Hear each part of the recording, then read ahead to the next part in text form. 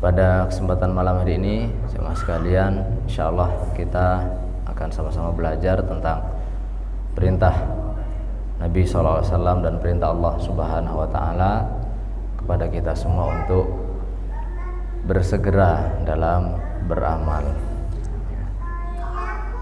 Yang pertama, tentu sebelum kita masuk ke inti, kita mengingatkan diri kita semua di sini untuk pandai-pandai bersyukur kepada Allah Subhanahu wa Ta'ala, karena Allah Subhanahu wa Ta'ala berfirman di ayat yang kita semua insyaallah sudah menghafalnya. Kata Allah, "Tsumma latus'alunna yauma idzin 'anin na'im." Lalu kalian akan ditanya pada hari itu, yaitu pada hari kiamat, tentang naim, tentang nikmat-nikmat. Jamaah yang dimuliakan Allah, ketika ayat ini turun di surat apa? Tsumma latus'alunna yauma idzin 'anin na'im. Surat Al-Asr, ya. Ketika ayat ini turun, Jabir bin Abdullah bertanya, tanya kepada Nabi, "Ya Rasulullah, wa ayyun na'imi nus'alu anhu?" Ya Rasul, nikmat macam apa yang mau ditanyakan kepada kita? Nikmat apa yang dimintakan pertanggungjawabannya kepada kita? Apa kata Jabir? Wa inna mahuma al-aswadan at-tamru wal ma'. Kita hari ini cuman punya aswadan. Kita hari ini cuman punya air putih dan kurma kering. Nikmat macam apa yang mau ditanya ya Rasul? Maksudnya Jabir, hidup kita saja susah ya Rasul. Masa kita mau ditanya tentang nikmat? Nikmat apa yang mau ditanya? Kata Jabir bin Abdullah. Kata Nabi SAW, "Ama innahu sayakun." Demi Allah, kalian akan tetap ditanya oleh Allah Subhanahu wa Ta'ala. Padahal nikmat yang mereka nikmati apa? Cuman air putih sama kurma kering. Itu akan ditanya oleh Allah Subhanahu wa Ta'ala. Nah, mengomentari hadis ini, jamaah sekalian, Syekh Muhammad Shalih Al-Utsaimin beliau berkata, nikmat yang kelihatannya remeh ini saja akan dimintai pertanggungjawabannya oleh Allah. Maka bagaimana dengan kita yang hidup di zaman sekarang, bergelimang kenikmatan yang tidak pernah terbayangkan di orang-orang zaman dulu. Sekarang makanan macam-macam. Ayas.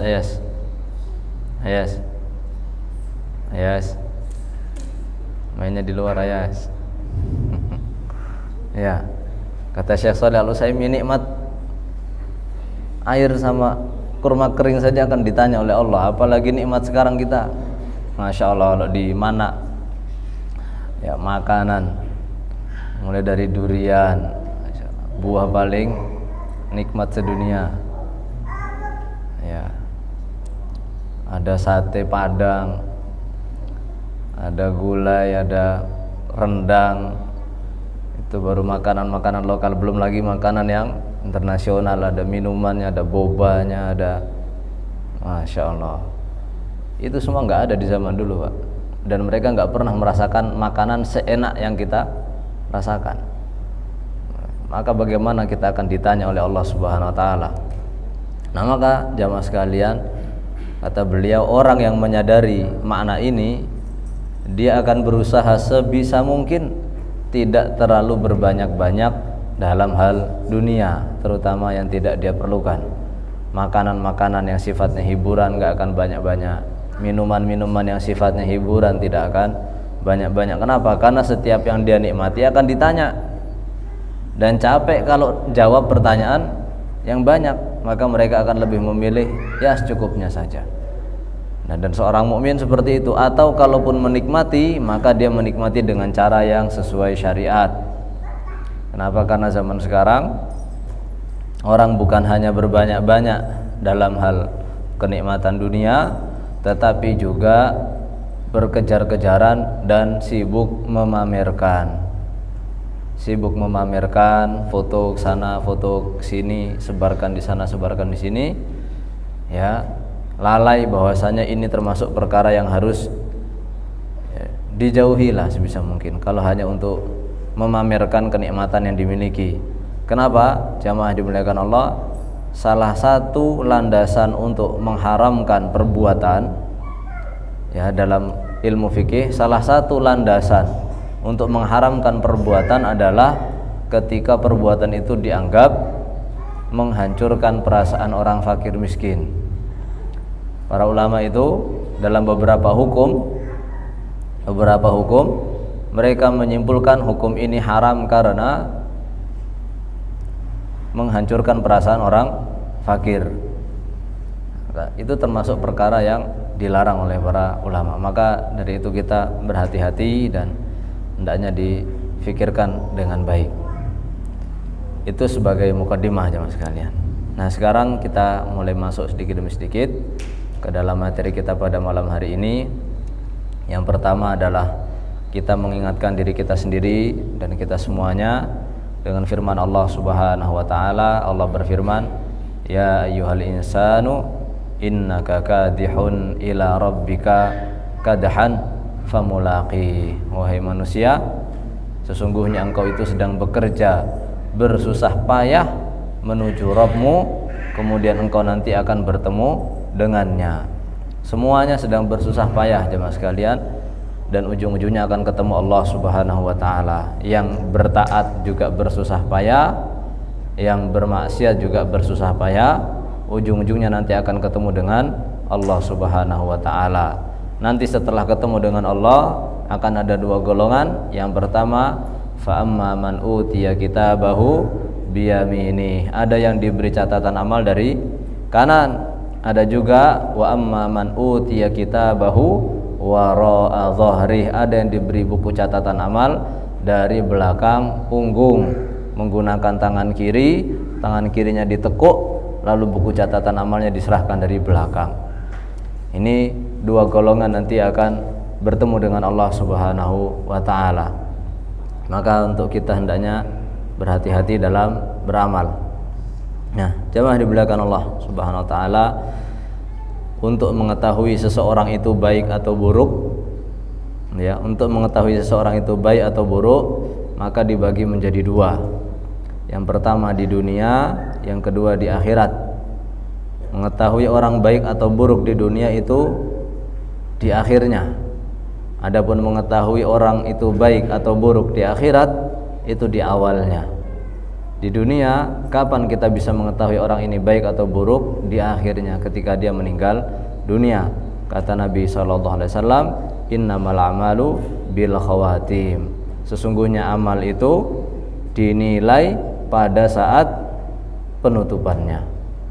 Maka tidak bisa dinilai sekarang rajin, ini anaknya kiai, anaknya ustadz, atau tumbuhnya di pesantren, atau suka ke masjid. Sekarang belum bisa terburu-buru untuk menghukumi orang ini besok kalau mati masuk surga.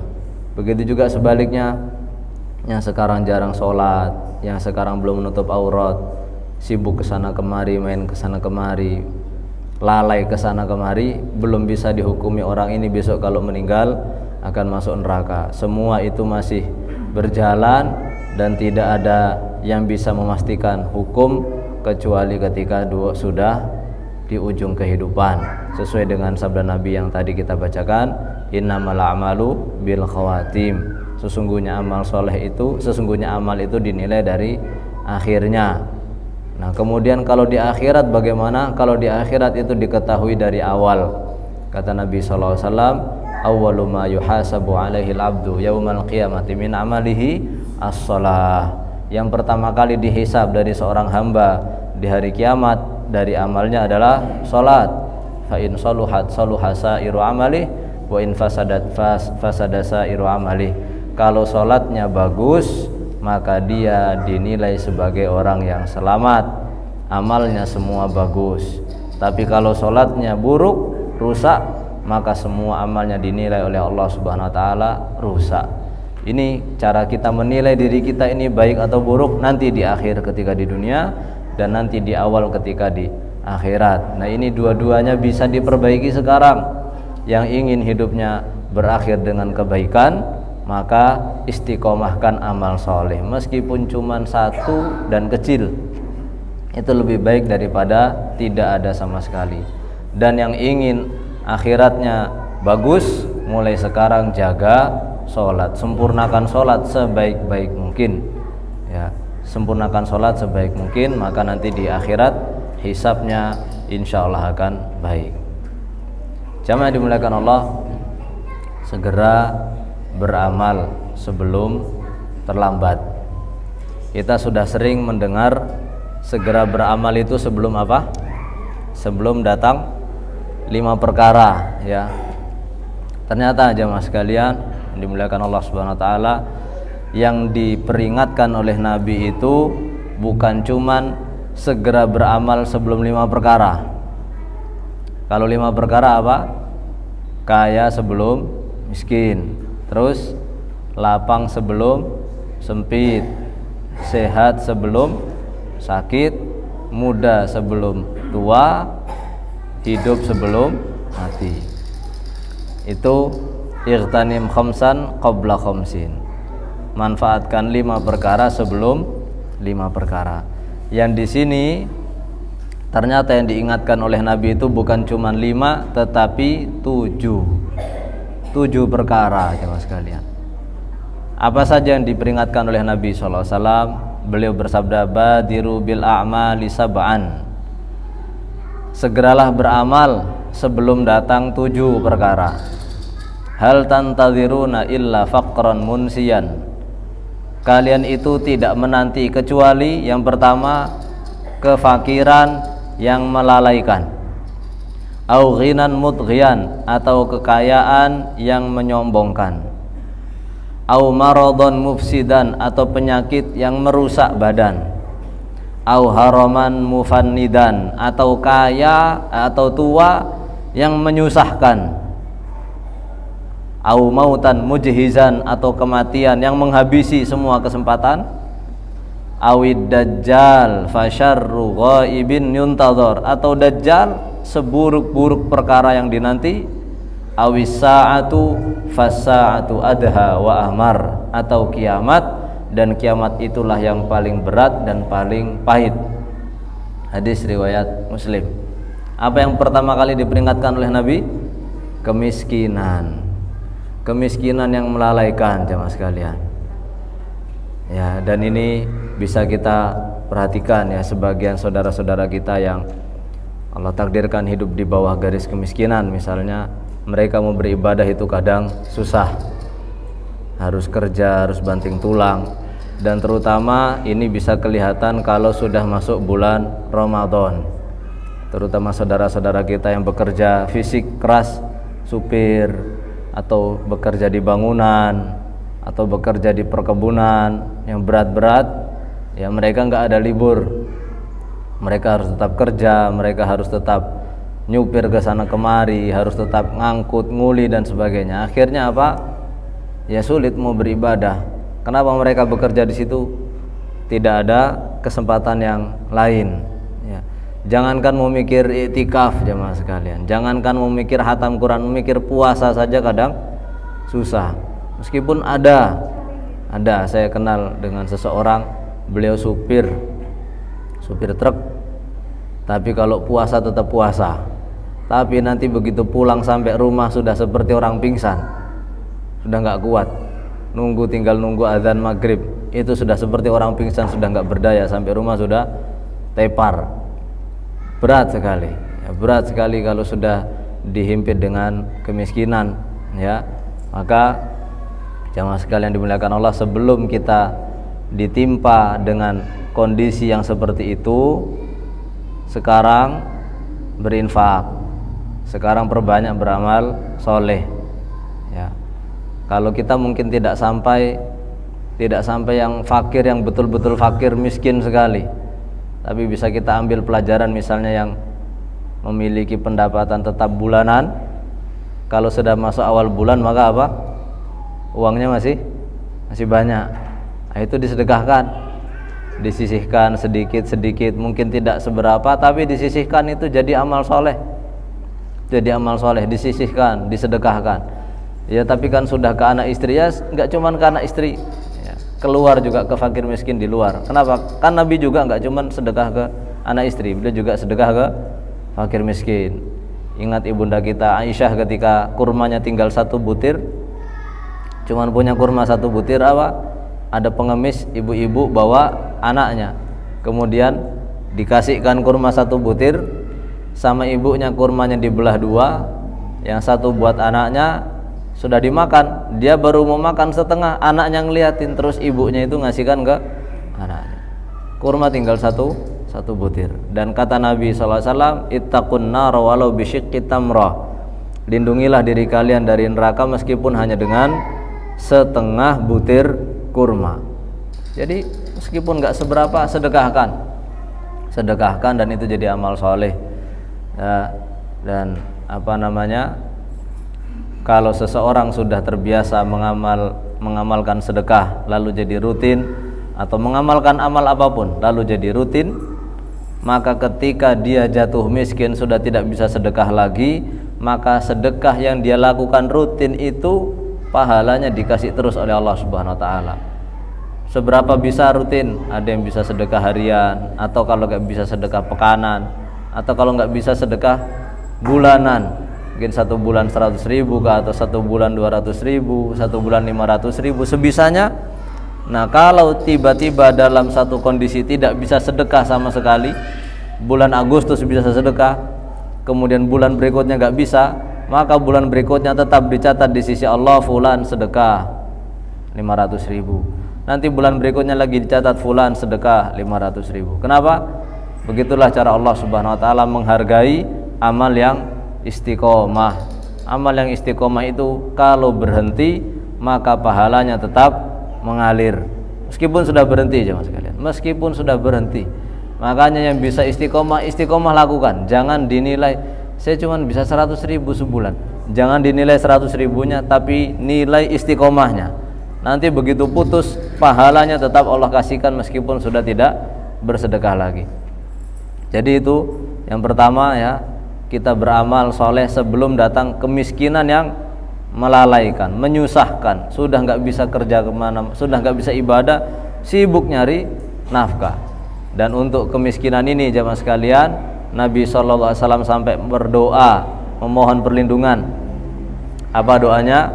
Kata Nabi, Allahumma inni a'udzubika minal faqr.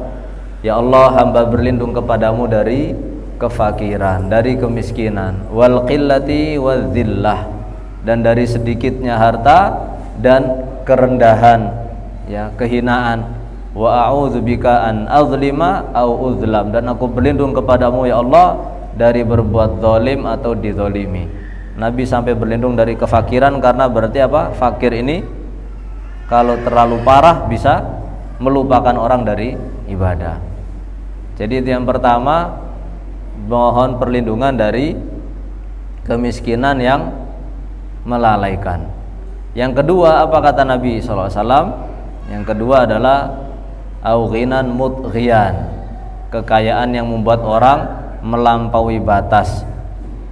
Ya, kekayaan yang membuat seseorang melampaui batas. Kenapa begitu? Kata Allah Subhanahu wa taala, innal insana la yatgha, manusia itu melampaui batas. Kapan? Ar-ra'ahus taghna. Orang melampaui batas kalau sudah istaghna. Apa itu istaghna? Istaghna itu merasa tidak butuh, merasa enggak butuh. Orang sudah kaya, semuanya tercukupi. Orang kaya sudah enggak mikir di akhir bulan odol sudah sedikit dipencet-pencet, sudah nggak mikir. Sampo sudah tinggal sedikit diisi, air dikocok-kocok buat mandi, sudah nggak mikir, semuanya tercukupi. Nggak akan kepikiran beras tinggal sedikit, susu anak sudah menipis, token sudah berbunyi, apalagi Pak. Semuanya itu sudah nggak kepikiran lagi, karena hidup mereka sudah di atas level orang-orang standar, orang-orang kebanyakan. Nah ketika sudah semua tercukupi, apa yang terjadi? Tidak ada rasa khawatir. Gak ada rasa khawatir. Kalau tidak ada rasa khawatir, maka bisa apa? Lupa berdoa. Bapak-bapak yang anaknya masih sekolah, Kalau sudah masuk bulan Juni, Juli, apa yang kepikiran? SPP. Nah, pendapatannya pas, kepikiran ini bulan Juni, Juli nggak boleh sakit ini. Kalau sampai sakit SPP-nya uang daftar ulangnya terganggu. Akhirnya karena kepikiran, khawatir, apa yang terjadi? Berdoa Pak. Atau misalnya pas istrinya lahiran atau anaknya sakit, semuanya masuk rumah sakit, obatnya banyak, habis banyak, akhirnya apa? Khawatir, karena khawatir akhirnya apa? Berdoa. Nah, kalau orang sudah kaya nggak ada khawatirnya. Kalau tidak ada khawatir, maka apa? Dikhawatirkan dia tidak lagi berdoa. Kapan itu? Kalau sudah kaya. Kemudian apalagi? Sudah punya banyak uang. Biasanya apa kalau laki-laki? Yang dikhawatirkan dari laki-laki kalau sudah banyak uang apa? Pengen coba-coba. Coba yang merah, coba yang biru, coba yang kuning, ya kan? Bukan cuma laki-laki Pak ya. Perempuan juga enggak? Ibu-ibu juga. Coba-coba akhirnya. Coba ini, coba itu, dan seringkali yang dicoba-coba itu tidak semuanya halal. Seringkali yang dicoba-coba itu tidak semuanya halal. Terus apalagi kalau sudah banyak uang akhirnya sombong. Sudah punya ini, sudah punya itu, nggak cukup dinikmati sendiri, harus dipamerkan. Pamer ke sana, pamer ke sini. Ternyata punya temannya lebih bagus. Akhirnya dia berlomba-lomba beli yang lebih bagus lagi. Wah, sudah sibuk kalau sudah kaya itu. Belum lagi sombongnya. Makanya sebelum kita, ya nggak tahu jadi kaya atau nggak Pak. Kalau ditakdirkan jadi kaya seperti itu, maka sekarang sudah bersiap-siap banyak-banyak beramal soleh. Ada orang yang jadi kaya jadi bagus, ada banyak ya. Meskipun yang tidak bagus mungkin lebih banyak. Tapi yang jadi kaya tapi tetap bagus banyak. Di antaranya siapa? Nabi Daud alaihissalam. Nabi Daud itu jamaah sekalian raja. Bukan cuman crazy rich, raja. Apa teladannya Nabi Daud? Nabi Daud kaya raya, tapi dia menjadi contoh dalam hal sholat dan puasa. Bayangin, orang kaya dijadikan contoh dalam hal sholat dan puasa. Mana orang kaya raya Indonesia yang jadikan contoh dalam hal sholat dan puasa? Ya mungkin sedekah ya, tapi dalam hal sholat dan puasa apa kata Nabi SAW? Afdhalus sholati sholatu Daud. Sebaik-baik sholat, yaitu sholat malam, itu sholatnya Nabi Daud. Kana yanamu thulutsal lail. Beliau tidur sepertiga malam. Wa yaqumu thulutsahu. Lalu sholat sepertiga malam. Wa yanamu sudusahu. Lalu tidur lagi seperenam malam. Sepertiga, seperenam. Sepertiga tidur, sepertiga sholat, seperenam tidur. Diamalkan itu Pak. Sepertiga malam bangun, sepertiga malam tidur, sepertiga malam bangun, seperenamnya tidur lagi. Itu sholatnya Nabi Daud. Terbaik kata Nabi SAW. Karena apa? Tengah-tengah, sedang. Itu sedang atau udah banyak itu Pak? Sholatnya sepertiga malam loh Pak. Kita sholat tarawih berapa lama? 45 menit. Sudah pegel-pegel. Itu sudah berapa pertiga malam itu Pak? Ada sepertiga malam belum? 45 menit. Berapa? Sepertiga malam berapa jam? 3 jam. Nah, sholatnya 3 jam itu. Sholatnya 3 jam kurang lebih. Terus puasanya apa kata Nabi SAW? Afdhalus siyami siyamu Daud. Sebaik-baik puasa puasanya Nabi Daud. Kana yasumu yauman wa yuftiru yauman. Puasa sehari, berbuka sehari. Puasa sehari, berbuka sehari. Itu sepanjang tahun. Sepanjang tahun. Makanya kalau orang sudah puasa Daud, ketemu puasa Arafah, kata sebagian ulama nggak perlu puasa Arafah lagi. Ketemu puasa Syawal, nggak perlu puasa Syawal lagi. Kenapa? Dia sudah di level puasa sunnah tertinggi, puasa Daud. Bayangkan sepanjang tahun, sehari puasa, sehari buka, sehari puasa, sehari buka. Ketemu kondangan pas jadwal puasa, tetap puasa, nggak tergoda. Masya Allah. Ya kecuali kalau diundang khusus Pak ya, mungkin diundang makan sudah disiapkan, ya maka bisalah kalau misalnya khawatir menyakiti hati yang mengundang maka bisa berbuka. Tapi puasa Daud seperti itu Pak, kalau kuat Masya Allah luar biasa. Nah ini orang kaya tapi dijadikan teladan dalam hal sholat dan puasa. Siapa lagi? Anaknya Nabi Daud, Nabi Sulaiman alaihissalam. Beliau pernah bernazar, tapi ya beliau punya keinginan, saya akan mengelilingi semua istri saya, lalu semuanya akan hamil, lalu semuanya akan melahirkan lelaki-lelaki yang kuat, lalu semuanya akan berjuang di jalan Allah, tapi tidak mengucapkan insya Allah. Maka tidak ada yang melahirkan orang yang diharapkan, ya. Akhirnya beliau ditegur oleh Allah Subhanahu wa taala. Beliau juga punya kuda yang sangat bagus. Akhirnya sibuk memandangi kudanya, merawat kudanya, kelewatan sholat asar. Sholat di waktu asar. Akhirnya apa? Oleh Nabi Sulaiman, kudanya semua disembelih. Nabi Sulaiman alaihissalam. Ini gambaran orang yang kaya tetapi tidak lalai. Kalau mau jadi kaya, tiru, sudah ada contohnya Nabi Sulaiman dan Nabi Daud alaihissalam. Sebagian orang baru jadi camat sudah lupa sholat, ya, sudah sogok sana sogok sini, sudah nggak karuan. Itulah bahayanya kalau punya kaya tetapi tidak memiliki keimanan. Kemudian apalagi kata Nabi SAW? Yang pertama kemiskinan, yang kedua kekayaan, yang ketiga sakit. Orang ditimpa penyakit. Ya mah dimuliakan Allah, penyakit sekarang macam-macam, ya. Ada yang penyakit orang akhirnya sudah jadi stroke, tidak kuat lagi sujud, tidak kuat lagi berdiri, tidak kuat jalan jauh. Maka sebelum semua itu terjadi, mulai sekarang perbanyak amal yang soleh. Mumpung masih sehat, ya mas sekalian, mumpung masih kuat, ya, mumpung badannya masih bisa diajak beribadah. Kemudian apalagi setelah rasa sakit, kata Nabi SAW adalah haraman mufnidan, penyakit tua atau umur tua yang menyusahkan, yang merusak. Orang yang sudah tua, banyak di antara mereka yang kemudian akalnya pikun, pikirannya kekanak-kanaan. Ada kisah bapak-bapak, beliau orang dari Padang, usia orang tuanya sudah sangat tua. Orang dari Padang ini kerja di Jawa, beberapa kali rutin pulang ke rumahnya di Padang untuk jenguk orang tuanya. Gimana cara berhubungan dengan orang tuanya? Kalau ketemu dengan orang tuanya sering ngajak main ciluk ba. Sudah tua Pak, kayak anak-anak.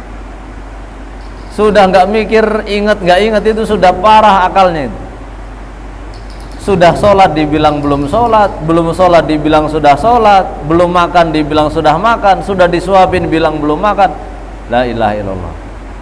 Sudah tua. Atau mungkin tidak sampai tua tapi terkena penyakit. Kalau nggak salah nama penyakitnya itu Alzheimer atau apa itu, saya lupa namanya. Saya punya teman Pak, bapaknya terkena penyakit itu. Masya Allah, marah-marah setiap hari, marah-marah. Ya marah-marah. Qadarullah waktu itu teman saya ini belum dikaruniai anak, jadi baru nikah sama istrinya berdua. Istrinya sabar, tinggal dengan mertua yang sudah seperti itu. Marah-marah setiap hari, di kamar ini dilempar, ini dibanting. Dibilang mana makanan? Sudah, ayah tadi sudah dikasih makan. Belum, kamu ini enggak berbakti. Masya Allah, setiap hari seperti itu marah-marah. Sulit sekali, berat sekali jamaah sekalian. Nah, di antara pesan ulama, nasihat ulama, kalau pengen tuanya tidak pikun, mulai sekarang sering-sering menghafal Al-Quran. Al-Qurannya dijaga, dimurajaah. Mumpung masih muda Pak, masih punya cita-cita hafal juz 30 masih bisa dicapai, Pak.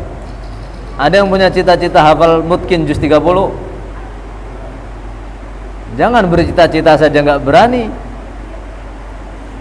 Juz 30, Pak. An-Naba sampai An-Nas mungkin insyaallah. Ya, halaqah Qur'annya diaktifkan lagi, Bapak-bapak. Mungkin kan juz 30, Pak. Juz iya setiap bulan, Pak. Ya, An-Naba, An-Nas, An-Naba, An-Nas gitu aja setiap hari. Itu nikmat, Pak, kalau punya hafalan itu, Pak.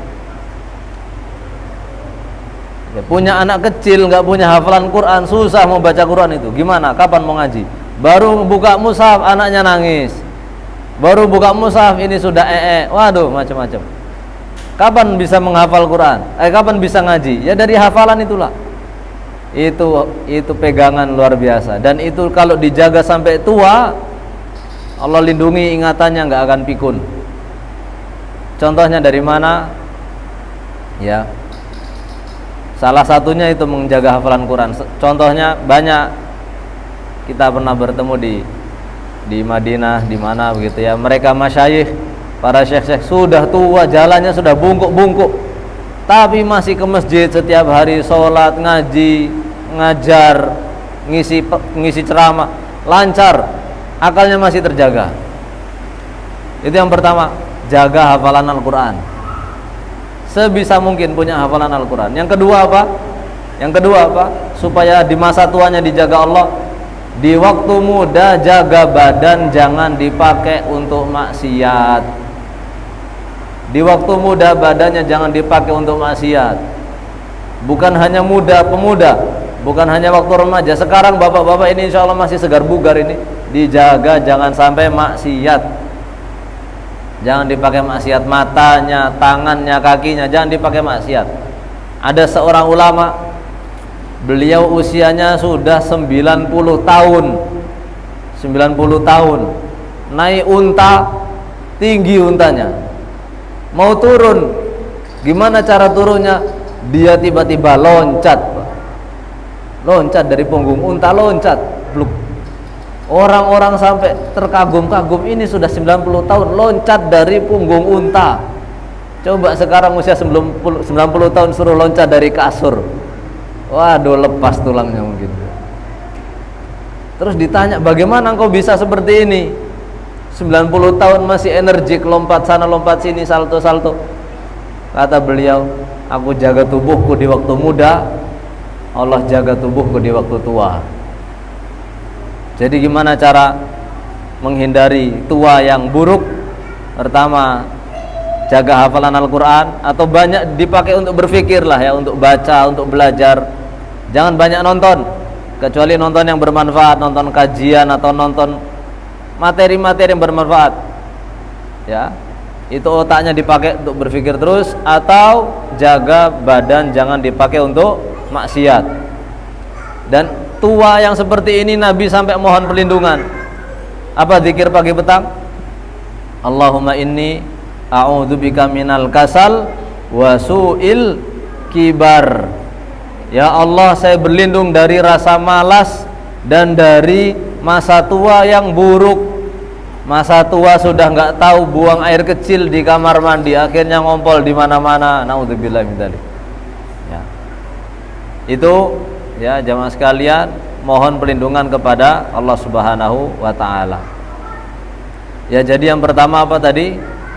Sebelum kemiskinan yang menyibukkan, kemudian kekayaan yang menyombongkan, kemudian sakit yang merusak atau memayahkan, lalu masa tua yang apa ini namanya, mempikunkan atau menyusahkan, menyulitkan. Kemudian jamaah sekalian, yang kelima adalah kematian. Beramal soleh sebelum apa? Datang kematian yang menghabiskan kesempatan. Kematian itu berarti berpindah dari dunia menuju ke akhirat. Dan dunia ini satu-satunya tempat beramal. Di akhirat sudah tidak ada lagi kesempatan beramal. Kata Ali bin Abi Thalib, al-yauma amalun bila hisab wa ghadan hisabun bila amal. hari ini beramal tidak ada hisab, dan besok hisab tidak ada amal. Makanya jamaah sekalian, orang sekarang beramal itu belum tentu dapat balasannya. Sekali lagi, sekarang beramal belum tentu dapat balasannya. Kenapa? Karena di dunia ini tempatnya beramal, bukan tempatnya mendapatkan balasan. Banyak orang Masya Allah bertakwanya, solehnya, sholatnya terjaga, tapi hidupnya susah sekali. Hidupnya susah. Terus kita bertanya, kok orang soleh begini hidupnya susah? Jawabannya kenapa? Allah tidak memberi balasan. Bukan, memang di dunia bukan tempatnya balasan. Balasannya itu kapan? Di akhirat. Bahkan banyak di antara sahabat itu mereka khawatir kalau di dunia mereka diberi kekayaan. Kenapa? Khawatir balasan amal solehnya sudah habis sekarang, nanti di akhirat tidak dapat apa-apa. Baik, setelah keluar dari dunia, orang masuk ke dalam alam kubur. Alam kubur ini jamaah sekalian sebetulnya nama sekunder, nama aslinya itu alam barzakh. Kenapa disebut alam kubur? Karena kebanyakan orang mati itu dikubur, sehingga disebutnya alam kubur. Padahal aslinya adalah alam barzakh. Alam barzakh itu batas antara dunia dengan akhirat. Kenapa? Karena kalau sudah masuk alam barzakh, maka orang sudah memulai kehidupan akhirat sekalipun tidak dikubur. Sekalipun tidak dikubur. Ketika seseorang masuk ke dalam kuburan, kata Nabi SAW, akan didatangi malakani azraqani aswadan. Dia akan didatangi dua malaikat yang biru dan hitam. Kata para ulama, hitam badannya, biru matanya. Hitam badannya, biru matanya. Kemudian dia didudukkan. Nah, di sini kita bisa lihat jenazah didudukkan di dalam kubur bagaimana? Enggak bisa. Maka apa yang didudukkan? Yang didudukkan adalah rohnya. Dan di situ di kehidupan alam kubur tidak bisa dikiaskan dengan kehidupan alam dunia. Contohnya Fir'aun, sampai sekarang jasadnya masih utuh di museum. Jasadnya masih utuh di museum, tidak masuk kubur. Tapi apa kata Allah Subhanahu wa taala? An-naru yu'raduna 'alaiha ghuduwan wa 'ashiyya. Mereka itu diperlihatkan neraka setiap pagi dan sore. Wa yauma taqumus sa'atu adkhilu ala fir'auna asyaddal adab. Dan di hari kiamat terjadi, masukkan keluarga Fir'aun kepada azab yang lebih pedih. Setiap sore dan pagi mereka melihat neraka. Jasadnya di mana? Bukan dikubur. Jasadnya Fir'aun ada. Jasad tentaranya di mana? Jasad tentaranya sudah habis, tercerai-berai dimakan ikan di Laut Merah. Akan tapi begitulah kehidupan kubur jemaah sekalian. Kemudian apa yang terjadi setelah itu? Ketika jasad seseorang dimasukkan ke dalam kubur, yang pertama kali terjadi disebut sebagai dhammatul qabr. Pelukan kubur. Setiap jasad yang masuk ke dalam kubur, maka dia akan dipeluk oleh kuburnya. Kata Nabi sallallahu alaihi wasallam, "Launa jaminha Sa'ad ibnu Mu'adz." Kalau ada orang yang selamat dari pelukan kubur, yang selamat cuma satu. Siapa itu? Sa'ad bin Mu'adz.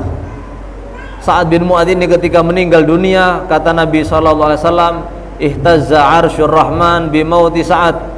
Arsy-nya Allah bergetar ketika ruhnya Sa'ad diangkat ke atas langit. Orang yang sesoleh itu sekalipun ketika masuk kubur tetap dihimpit oleh kubur. Sebagian ulama mengatakan, kenapa ada himpitan ini? Mereka berkata barangkali sebabnya adalah manusia itu asalnya dari tanah, lalu dia lepas hidup di atas tanah. Maka ketika dia masuk kembali ke tanah, ini bagaikan anak yang sudah lama pergi kembali ke pelukan ibunya, maka dia dipeluk. Kalau orangnya soleh maka pelukannya lembut, tetapi kalau orangnya tidak soleh maka pelukannya keras. Kata Nabi, hatta takhtalifa adla'uhu, sampai tulang rusuknya berhimpit satu persatu dan bertemu sampai remuk. bertemu sampai remuk, dihimpit dengan keras oleh bumi. Setelah pelukan itu datanglah dua malaikat yang kita tadi ceritakan. Badannya hitam, matanya biru, bentuknya mengerikan dan aneh, sampai-sampai namanya siapa? Mungkar dan Nakir. Apa arti Mungkar dan Nakir? Sesuatu yang diingkari, sesuatu yang tidak bisa diterima akal. Bentuknya mengerikan, badannya hitam, matanya biru. Lalu mulai bertanya, man rabbuk, siapa Tuhanmu? Kemudian ditanya lagi, wa madinuk, apa agamamu? Kemudian ditanya lagi, man hadzal rajul ladzi bu'itsa fik, siapa lelaki yang diutus kepadamu ini? Maka jemaah sekalian dimuliakan Allah, orang yang selama hidupnya menjaga kesolehannya, maka dia bisa menjawab semua pertanyaan itu. Adapun seseorang yang selama hidupnya sebagai orang kafir ataupun orang munafik, maka dia hanya bisa berkata sami'tun nasa yaqulu kadza, dulu aku dengar orang-orang berkata begini dan begini, tapi dia mau mengucapkan sudah enggak bisa. Nah, itulah jemaah sekalian dimuliakan Allah, beberapa perkara yang diperingatkan oleh Nabi SAW untuk kita beramal sebelum perkara itu datang. Kita beramal sebelum perkara itu datang. Semoga Allah Subhanahu wa taala memberikan taufik dan hidayah sehingga amalan kita bisa dilaksanakan sebelum waktunya habis dan terlambat. Itu saja yang dapat kami sampaikan, kurang dan lebihnya mohon maaf. Akhirul kalam wa sallallahu ala nabiyyina Muhammad wa ala alihi wa sahbihi ajma'in. Wassalamualaikum warahmatullahi wabarakatuh.